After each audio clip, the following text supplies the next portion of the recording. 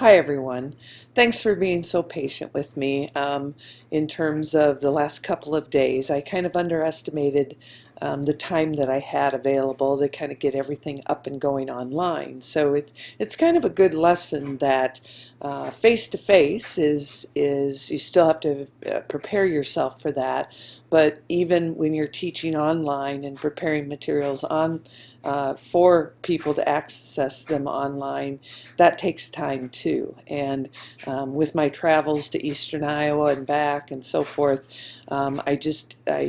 like I say, I just underestimated the time. And so now it's Wednesday night, and I'm finally getting to kind of preparing the materials for what we missed on Tuesday. So I will talk more about this in lecture on Thursday, but hopefully you will find these materials interesting and again, I think very viable in today's climate of the 21st century schools, where I'm hoping that I can pass some of these qualities on to you as future teachers, because I think online resources and things can be very valuable to you in a classroom. So where I'll start first is, as you can see, I'm in the folder now that I have made for class 5 and the lecture materials. And hopefully you followed the direction and you're viewing this video first. But just a few things before I get into the content. The one content thing that I am going to share with you, and I'll do that in a separate video, is on internet search strategies using kind of a framework of NETs. That is an acronym and stands for something. Each letter stands for a way to search, and so it's an easy one to share with students for them to remember. So we'll get to that in a minute. But a couple other things just that I want to point out. I am actually using a software right now called Screencast-O-Matic. Screencast-O-Matic is a online tool that is free. As you can see, it's free here. If you record something more than 15 minutes, then they want you to pay for it. But if you can keep your recordings under 15 minutes, then you can do it for free. And this is really doing what I'm doing now. It's as easy as clicking the Start Recording button, and you fit your frame. You can have the video. I chose to have the video or not, and then make your recording. So what I'm going to say is I'm just going to share this as a piece of software, as a Web 2.0 tool, and I'm hoping that just on your own you will try this out. Just mess with it a little bit and then think about how would Screencast-O-Matic be a valuable tool for you in your classroom. How could you use it? We'll talk about it more in class, or try to have a little bit of discussion on that as well. But think of it for me as you look at it and as you try it out.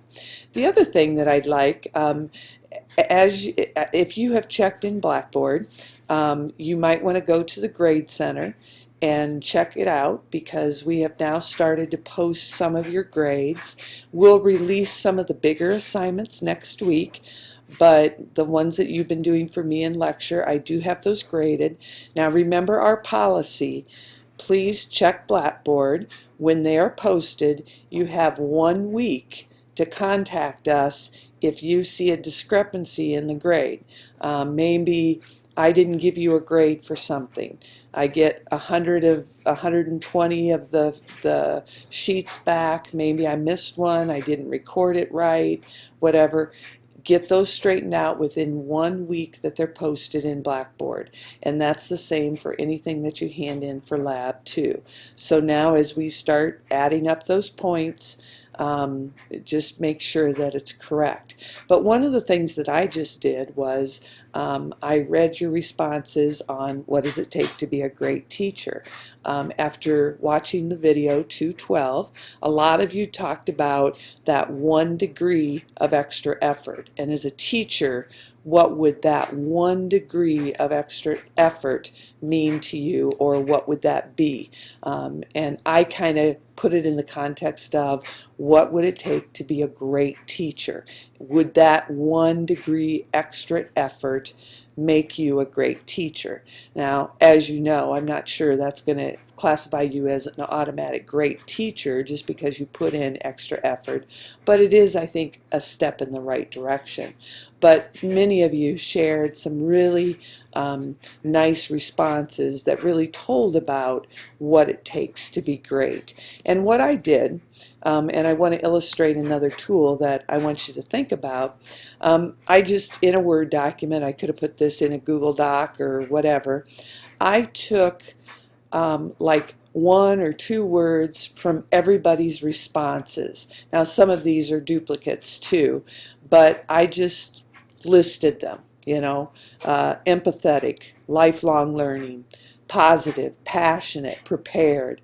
All of those are words that what you gave in terms of thinking about, this is what it's going to take to be a great teacher.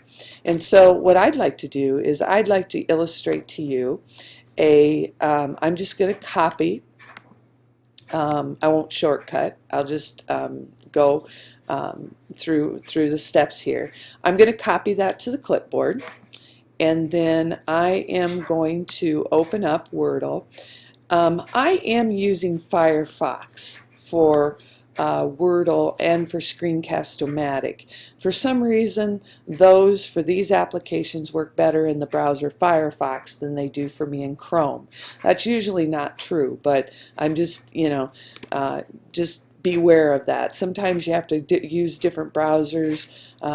If it's extensions, whatever, they just kind of work better. But Wordle seems to work better for me in Firefox than it does in Chrome. But Wordle is another Web 2.0 tool. I'm sure after I do it, you will recognize it because you've probably seen it with other things that have been created. But what you do is you just copy in the text. This could be a speech. It could be quotes. It could be a paper you've written, a paragraph about something, however you want to do it. Or you can also plug in a URL. As you can see here, you can plug in a URL and it will take the words from that URL. Notice some of the, the different examples, like here you can see, but all you have to do is just paste that in and then go and give it a little bit of time to form your word cloud. And the word cloud is, there you go. I think it's fascinating because what it will do is it takes the words, and the ones that show up the most in the paragraph of text or in the block of text that you gave it will be the largest. So that's what you're seeing here. I want to make sure that I go, again, you can see there's different languages. You can change the font. You can change the layout. I'm going to go up here to the maximum words. I'm going to put like 500 words just to make sure that it caught all of them. And every time, if I change a different color, I can change the color scheme, I can change the layout. If I change to the font, if it's going to let me do it here, it's kind of being crazy. I'll try enamel brush. Notice it will change the different font. If I go layout, let me go color. Sorry, it's not holding for me. Let's go this one.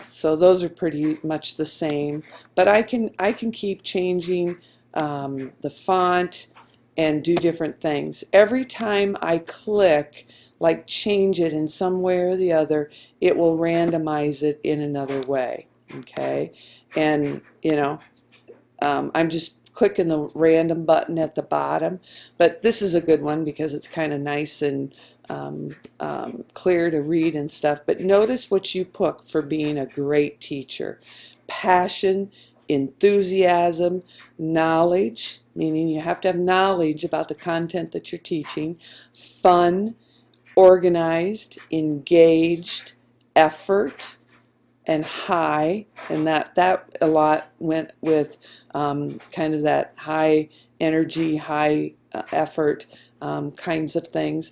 But I think it's a very nice testament to kind of what you think is going to take or to be a great teacher. Now, if I wanted to capture this, now in Wordle you can save it to the public gallery and so forth, but what I would do is I would just take a screenshot of that, and then I have it to put into another document that you might have. In fact, I might try to put it in Blackboard somewhere. But for a screenshot on the Mac, I would just Command-Shift-4.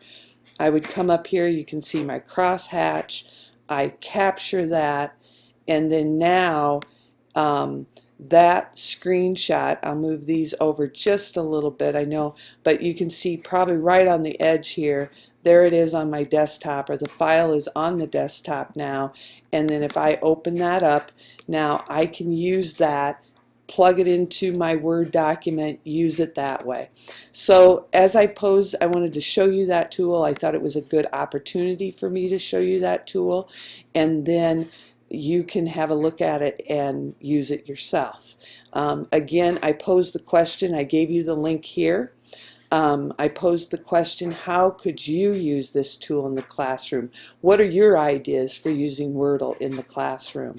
The last thing for the introduction, and then I'll quit for the introduction and you can go and look at the other video.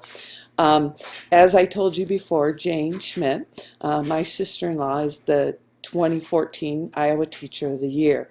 Actually, Jane has started a blog. And so I would like you, I have given you a link to Jane's blog, and I'm hoping that you will take the time to follow Jane's blog. Jane, again, I know she's my sister-in-law, but she is a great teacher. She's an outstanding teacher. If she wasn't, she wouldn't be the Iowa Teacher of the Year. And she does some remarkable things. But one thing she can do very, very well is write. And so I think you will very much enjoy reading her entries. And if you'll notice, in a blog, we'll talk about blogs and blogging. Hopefully some of you are active bloggers or read blogs already. But what you might want to do, or I invite you to do, is don't be afraid to leave a comment. In fact, I did that tonight as I was preparing for this, just to, I think that's part of the dialogue. That's part of the sharing. And I know she would appreciate it. I know when you do something like this, it's nice to know that people are following you and people are reading what you're writing. Although for Jane, she'll just write. But again, I think she'll be an inspiration to you. I think you'll get some great ideas from her. And as you prepare to be that great teacher of the future, I think it will be a nice resource for you as you follow Jane in her journey on being Iowa Teacher of the Year. Okay? So those were some of the kind of odds and ends things that I did want to share with you.